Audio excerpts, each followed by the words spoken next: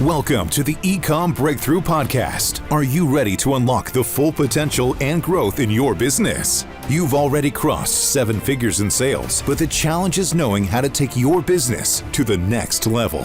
Join Josh Hadley, an 8-figure eComm business owner and investor, as he interviews highly successful business owners.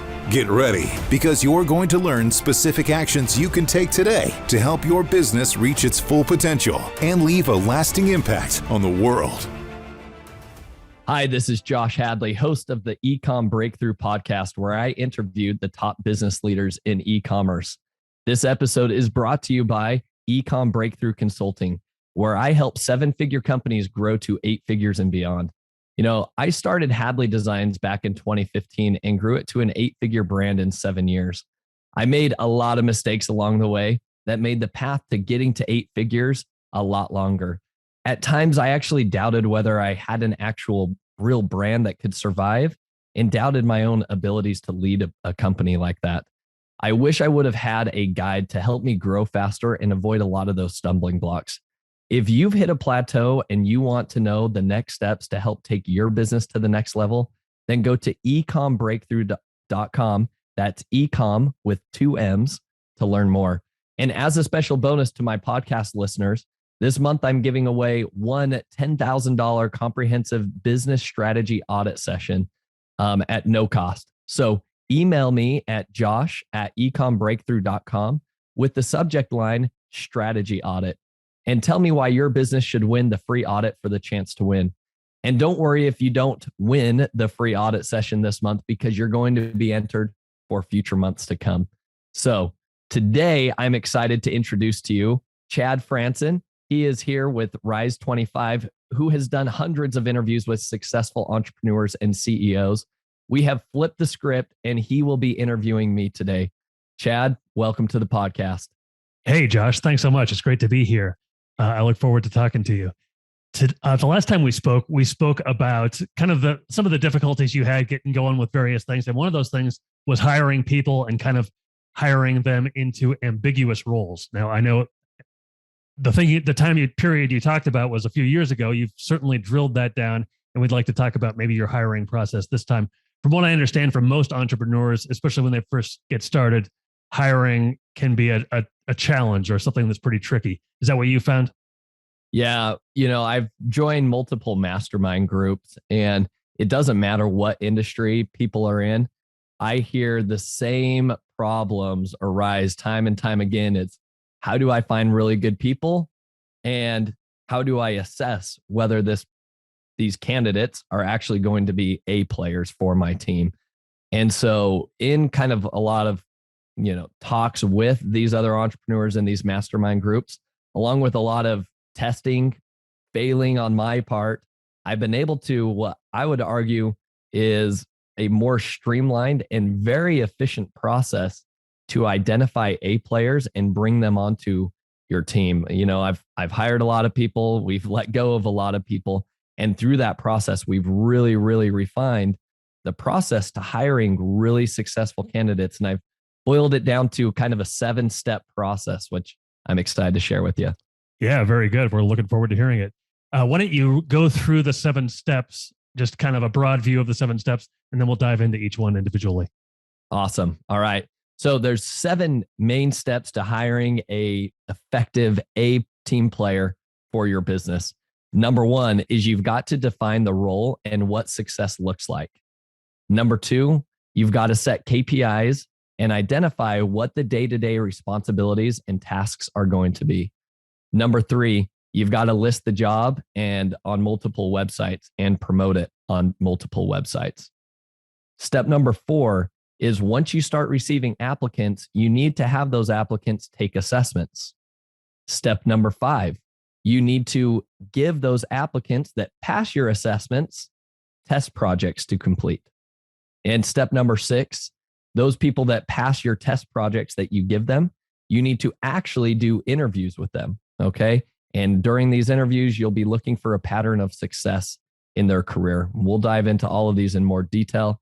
But step number 7 is to extend the offer in correlation with having them sign a role profile document so that everybody is on the same page in terms of what the expectations are, so that when they start, they understand that this is a probationary time. They've got to earn the job. So those are my 7 steps to effectively hiring A players. Okay. I'll look forward to diving into them here. The first one, define the role and what success looks like. Kind of break that down for me a little bit more if you could. Yeah. In my previous podcast episode where I was talking about my 5 biggest mistakes that I've made along the way, I talked about hiring the wrong people at the wrong time. And one of the biggest mistakes I see a lot of entrepreneurs make is that they just assume, hey, I'm really struggling with this area of my business. I just need to hire somebody that's smarter than me and that they can just handle it. Well, the challenge with that is that you have no experience in that realm, right? You don't know what the KPIs should be. In your mind, you're thinking, oh, but I should just have more sales, right? But you've got to be able to clearly articulate what success looks like from the onset, and also understand why is that one of the most pressing issues in your business right now? Why are you hiring them? So that's the first step, is actually defining the role. So what does this mean? It means you need to go through and assess in your business, where is your biggest bottleneck? And rather than just saying, hey, I look at all these other companies and everybody has, let's say, an operations manager. Just because everybody else has an operations manager doesn't mean that that needs to be your first hire. Or just because a lot of people have a marketing manager, that doesn't mean you need to go out and immediately hire a marketing manager. The best approach to take is more of a methodical approach. And what I encourage everybody to do, and especially if you're in the e-commerce space, you've just crossed 7 figures and you want to go to 8 and beyond, you've got to get really good at determining what roles you need to hire for your business, so that you can then be able to replicate your own success and grow. So the way that you do this is that you identify what are all of the projects that you're working on. I like doing a time study. So you do a 2-week time study where you're literally analyzing where you spend your time every 15 minutes of the day. This is even personal time and your working time.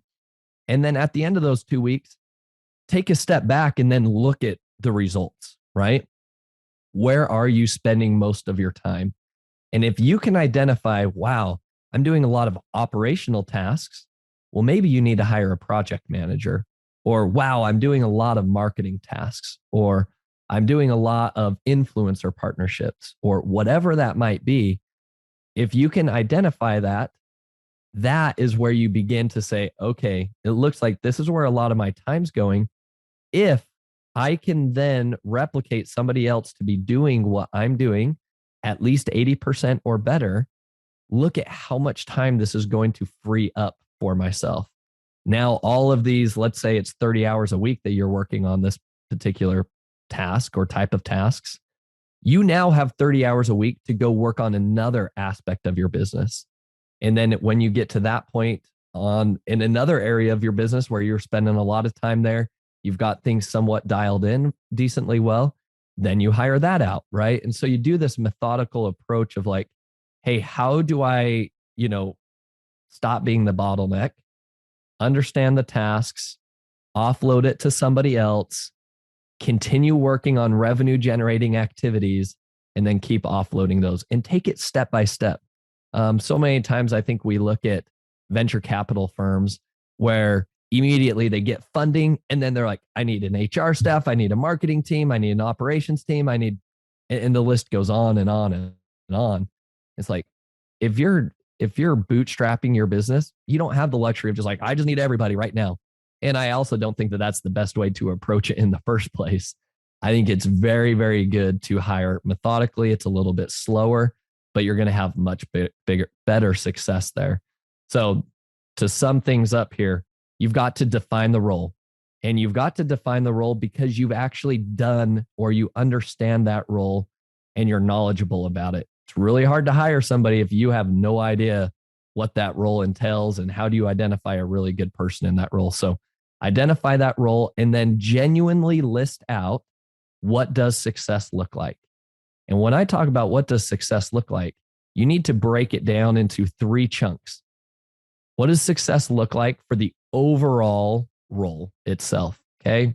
Long-term vision, like what is the perfect person doing in this role? Okay. Then you break it down even further and you say, okay, in the next 90 days, what does success look like? If this person starts day 1, what do the first 90 days look like? So that at day 90, I can assess whether, yeah, this person is hitting all of these goals and they're succeeding. Then you know, okay, we've got somebody headed in the right direction. And then finally, what does success look like at 180 days, right? So now you've got your 6 months into the job. If you can start mapping out what success looks like, you're going to have much better success in general in hiring the right people. And those team members are going to have a clear understanding of exactly what they should be working on, what they should be striving towards. Instead of trying to guess what's inside your head, they know what milestones they're looking to achieve. So that's step number 1. If you can't do that, then I would not be creating any job listings, anything else until you have completely solidified what that role looks like. How difficult what do you think? Yeah, how difficult is it to define the role? Like, can you give me an example of maybe the last role that you posted and hired for, and kind of what went into that, especially if it was a new role? Yeah, that's a great question. So yeah, let me tell you a story of how we just hired our VP of operations. This role took us 6 months to fill. Okay. This was not an easy role. This is a big role for our business. And so we were very methodical in how we went through. We interviewed multiple candidates. We went through multiple rounds of posting this job and trying to get the best candidates to apply. So when it came down, one of the first things that I had to do was sit down and discuss with my wife, Becca, and because she's part of the leadership team, not that I just consult my wife on everything, but she's part of our leadership team. And I sat down and said, what would it look like if we're going to be paying this person a lot of money, which we are, if we're paying them a lot of money to come in, what type of tasks should they be offloading off of my shoulders to begin with that will free me up? And what will I then be able to do in the business?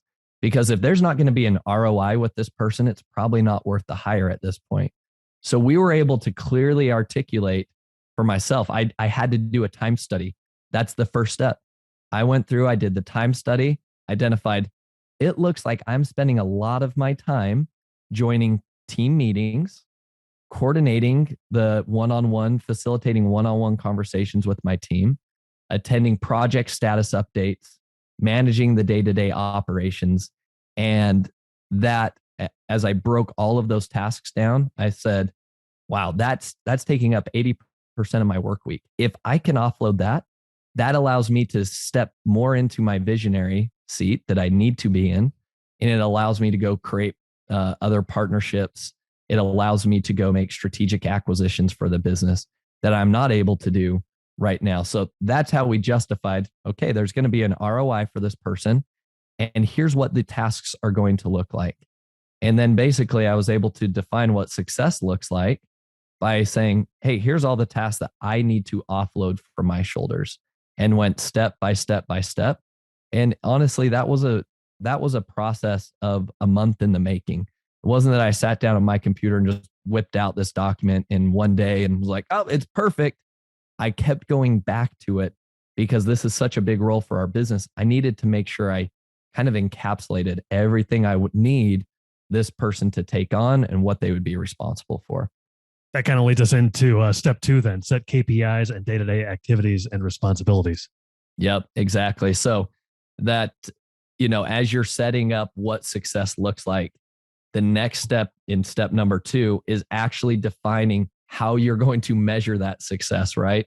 Don't just say, well, you're running the business. Okay, what does that mean, right? You're making sure all the projects get completed. The setting KPIs forces you to create measurable activities or events in your business. So for me, I listed one of our KPIs that I listed for our new VP of operations is that 90% of all of our team member KPIs, because every single one of our team members have their own KPIs, 90% of all of those team member KPIs that are reporting to him need to be green. Like we're meeting those targets and above, right? So that's very clear. Like it's not this, hey, I need to make sure your team's performing well. It needs to be 90% of or above. And we get to measure this specifically every single week. I can get a report and say, this week we're at 80%. All right, we got some room for improvement. This week we're at 95%. Okay, good. We're headed in the right direction. So KPIs are super important. They've got to be measurable events.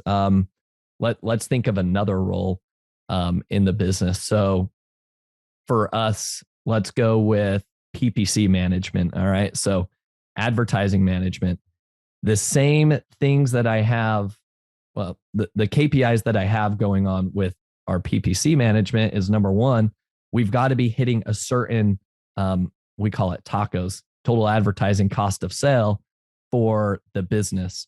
So when we spend money on Amazon, we need to make sure that we're actually getting a healthy return on that. So the KPI for our business is it needs to be 15% or below. And if it's not, then that manager is responsible for reporting back to me, here's my plan of action to get there, right? And there's multiple KPIs that we have established, but that's where it all begins, because if you can't establish a KPI, you have not been able to clearly articulate what success looks like.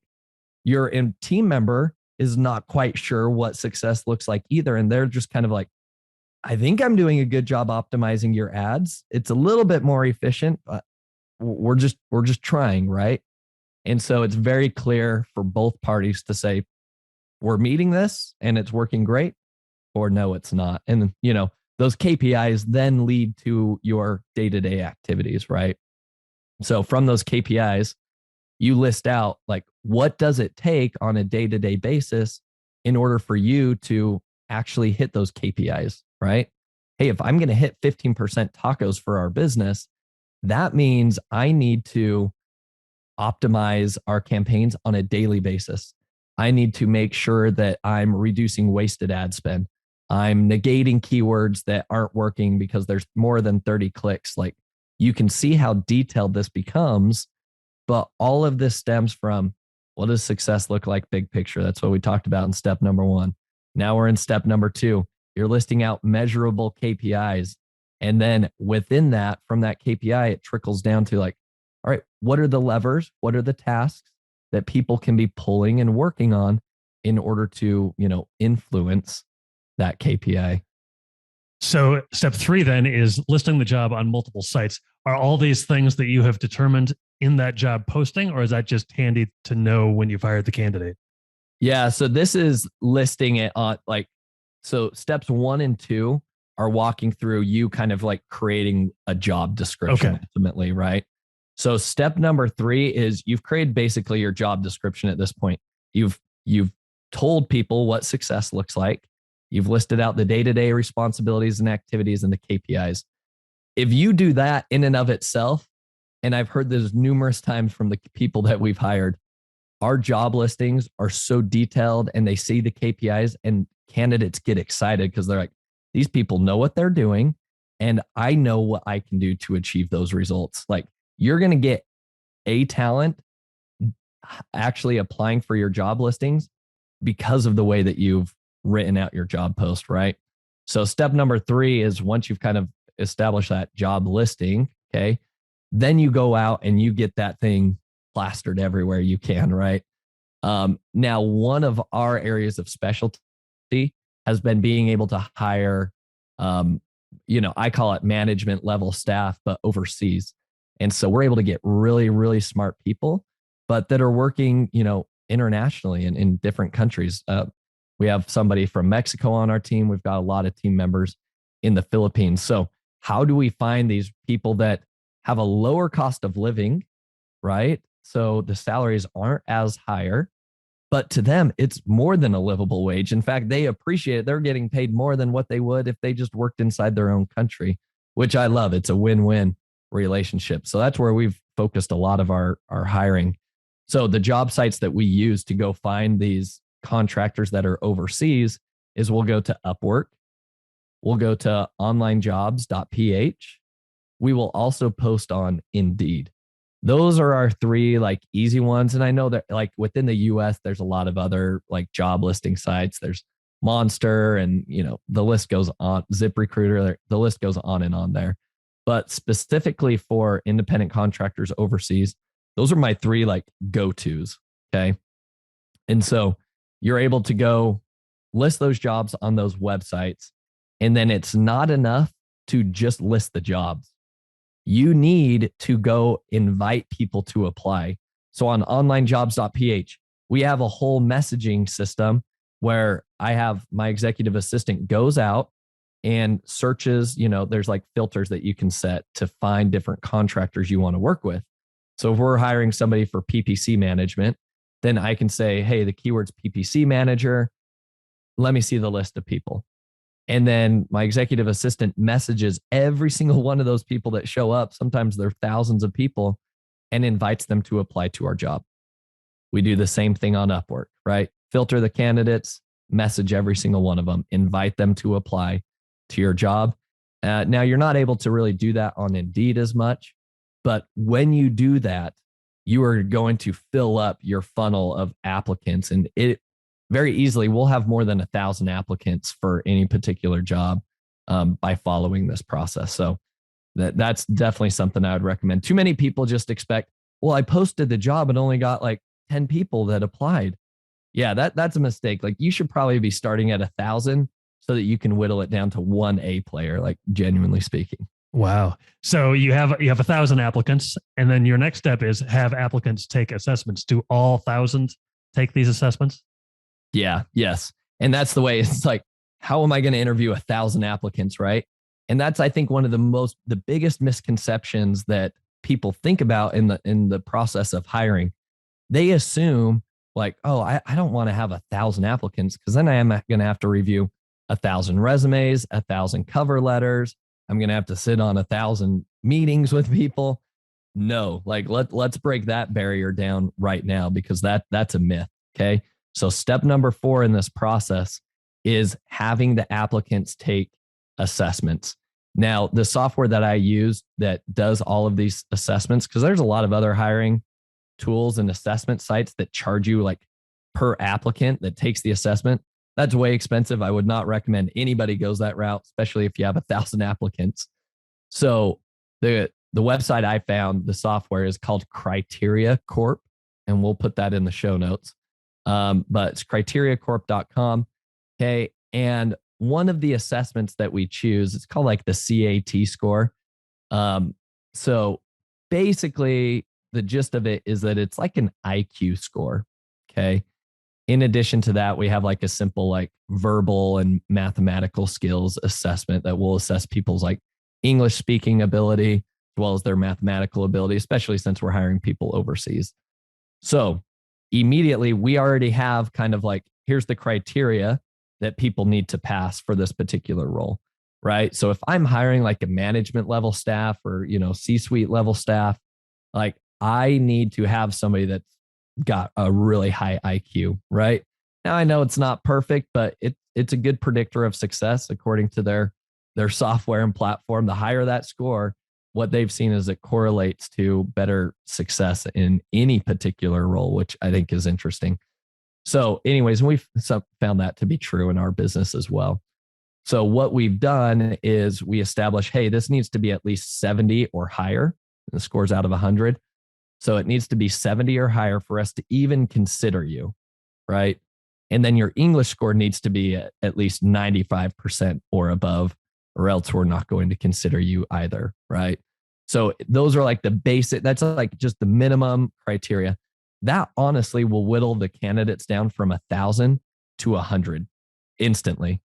And so all you have to do is as soon as people apply, I don't look at their resume. I don't look at their cover letter. I don't care what they send me. The very first thing that gets sent to them, it's like, thanks for applying. Looks like you have an amazing, job history and portfolio, because my executive assistant is looking at them and sends that message to them. and says, hey, please take this assessment. And that's the next step in this process. So they take the assessment. My executive assistant goes down, filters the candidates out, and now I'm left with a list of 100. Okay. So you have 100 and they have passed the assessment. What is next for these applicants? Yeah. So the next step is step number 5 is you have to give these 100 applicants a test project. All right. Now, a lot of people, again, I hear this both ways all the time. Oh, don't give people actual work to do unless it's paid, because that's not fair to them. On the contrary, so I'll give you an example, a story here. When I was applying to work at American Airlines, okay, I was a college student, and I was in my MBA program, and I was applying to be part of their MBA leadership development program at American Airlines, which I got into. But one of the things that they asked me to do was they gave me a case study. They gave me a real world problem that was happening, and they sent it to me via Excel. And it was a timed assessment, like a timed test project. They had me like schedule a time. They said, all right, show up at 2:00. We're going to send this over to you via email at 2:00. And then you've got an hour to complete it. Okay. And so I was on the clock, and I remember I went to like a study room in the school, and I was like, I'm locked in, like I was all prepped for this, and I did it. And, could people consider like I was doing free work for American Airlines? I was giving consulting work for them. Okay, sure. You could argue that, but in my opinion, like that's a smart decision for American Airlines, because I was then able to turn that around. And then the manager is able to be like, yeah, okay, I like the train of thought that this guy has going. Or, wow, this guy's completely out in left field. Like, this isn't even worth like continuing in this conversation. One of the biggest predictors of success that we have found as we have 25 team members on our team now. So again, we've done this, we've been there, done that.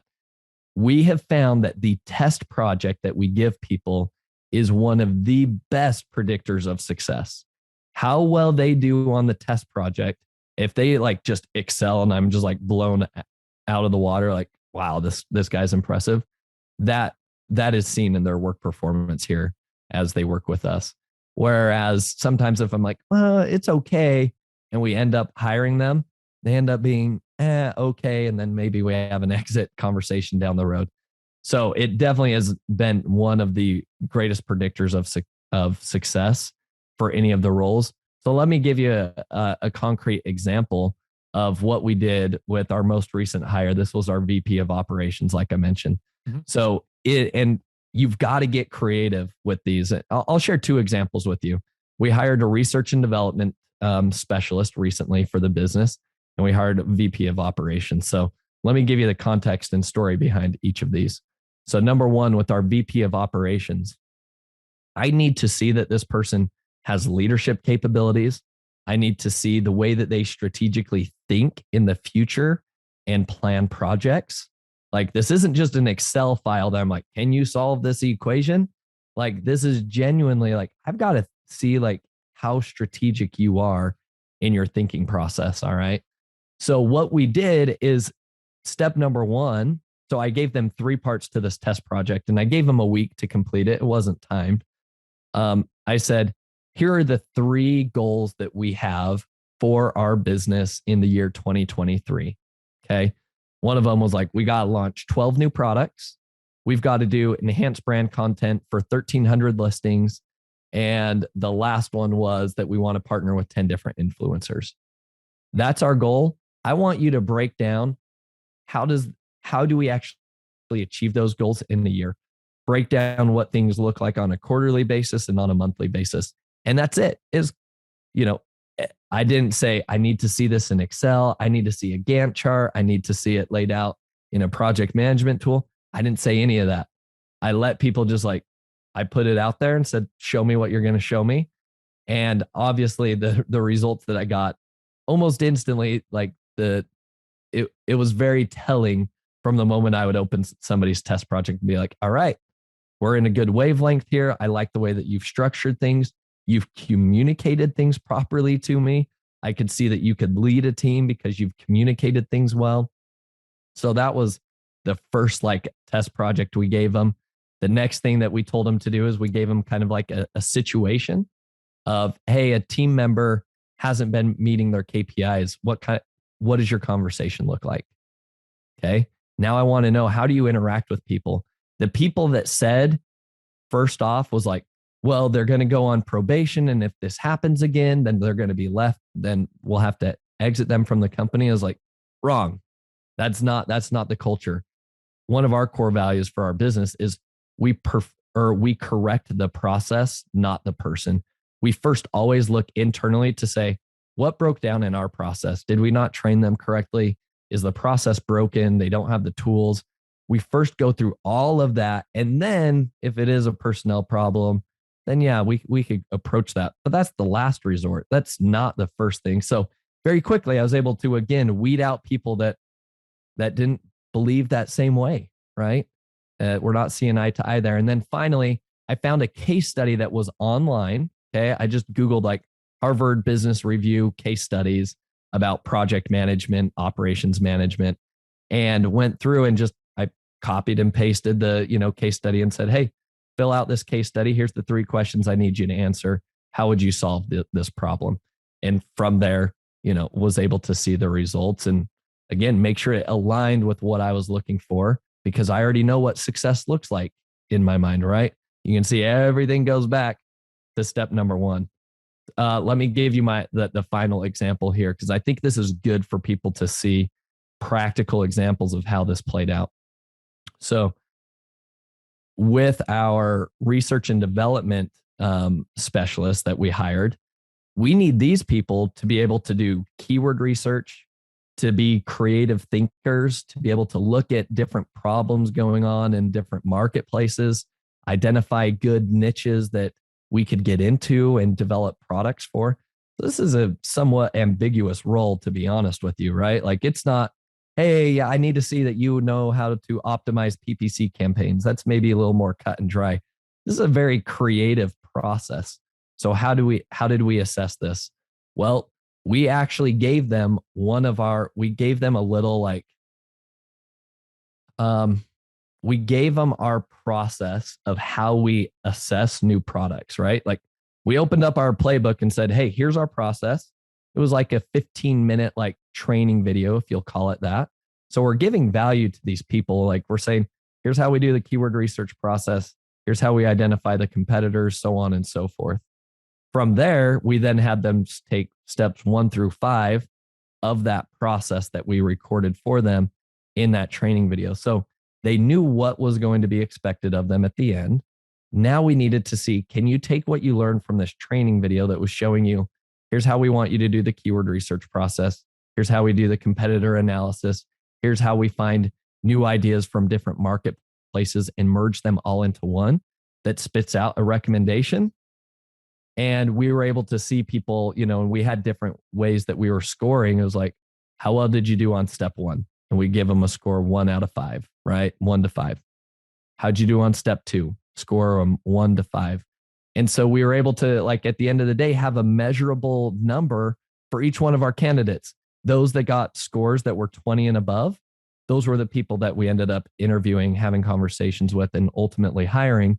The people that were 20 and below is like, sorry, like it's too much work. Like we gave you the training materials and you're not grasping it from the onset. This probably isn't going to work in the future either. So I hope, what do you think, Chad? Are those practical examples? Yeah, absolutely. Sounds very, very, very thorough. So you started at 1,000, you get down to 100, and now you've given the applicants a test project. How many candidates are often left for interviews? Yeah, great question. So from 100, now we're into step number 6 here. Okay. Step number 6 is you're going to interview candidates. So from those 100, the number of applicants that will actually probably move forward with completing your test project is going to be anywhere between like 30% to 50%. Okay. So that's kind of the expectation. So you're going to get from 100 applicants, maybe 30 to 50 test project submissions. Okay. From those, we see that we're able to whittle it down to 5 to 10 candidates pretty easily from just the test projects. And I'm very critical of those test projects because I've only got a finite amount of time. I can't interview all 20, all 30 or 50 candidates. So I have to be very, I've got to draw the line in the sand, so to speak, somewhere.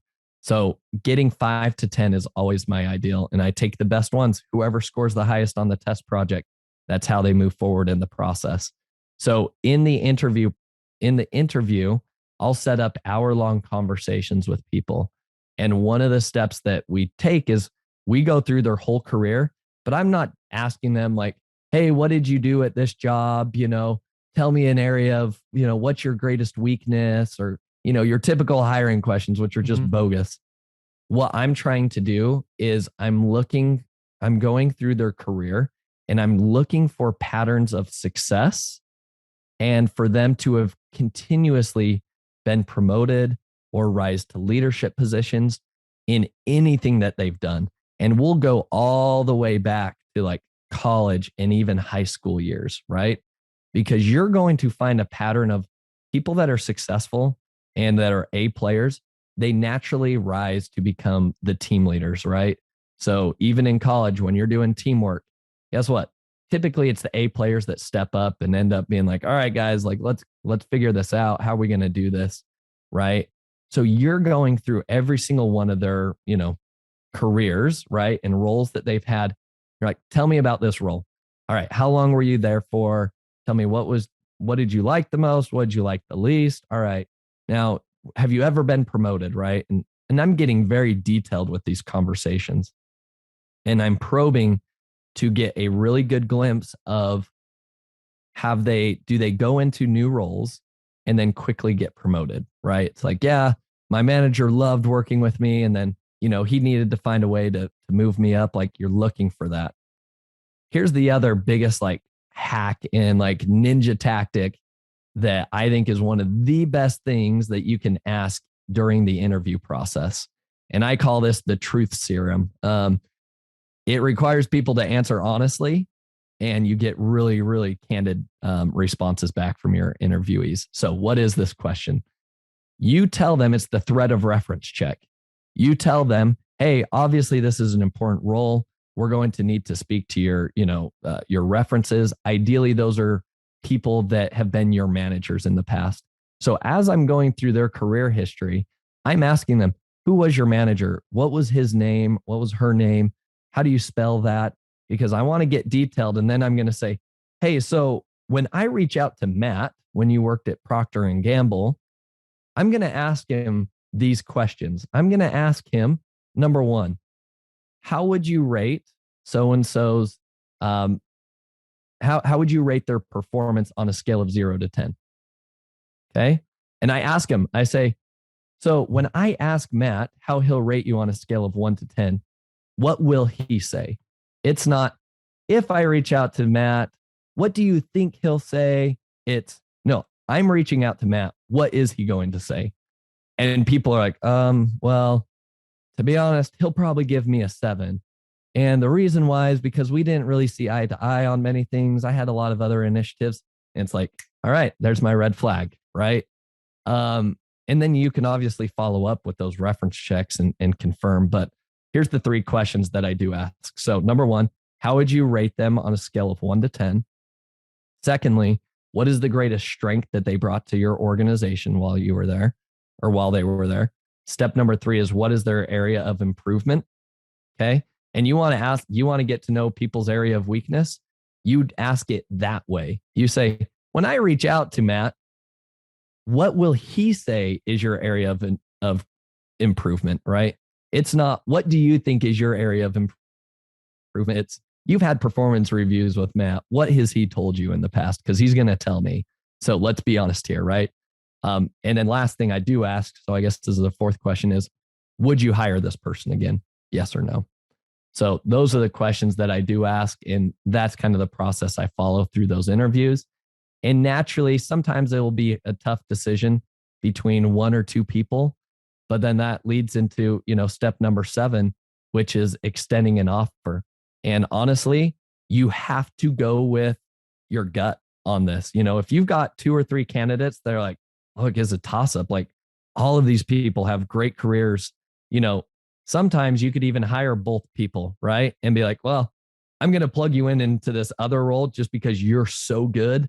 I need to find an area for you. I've done that in the past where I'm like, look, you're both good. I'm just figuring out a new opportunity for you because you're amazing. That has worked out and it's required more work. Now I need to go define a new role profile, all of that over there, but it's been effective. And then you sign that role profile document that we talked about earlier, right? You let them know, hey, what does success look like at 90 days? What does it look like 180 days? You literally send that to them to sign so that as they begin, they know exactly what their expectations are. So when it gets to 30 days in or 3 months in, you can have that 90-day conversation and be like, yeah, this isn't quite working out for us, as you can see, right? And to them, it shouldn't be a surprise at that point. Or, dude, you're crushing it. This is amazing. Like, let's keep this going. Here's what your next 90 days look like. So that is what I would say is how the process to hire and identify A players, bring them onto your team, and have them continue to produce A-level results for the business. Wow, sounds like an amazing process, and it's really worked out for you. It has. We've built an amazing team. It's come with a lot of trial and error. So I hope that these 7 tips and 7 steps that I walked through today is able to help other entrepreneurs in their journey of hiring new team members. Absolutely. Well, hey, thanks for sharing those with us, Josh. It's been great being here and great talking to you today. Likewise. Thanks again, Chad. So long, everybody. Thank you for listening. Visit eCommBreakthrough.com for more information. If you've enjoyed today's episode, the best way you can show your appreciation is by clicking the subscribe button and quickly leaving a review. See you again next time.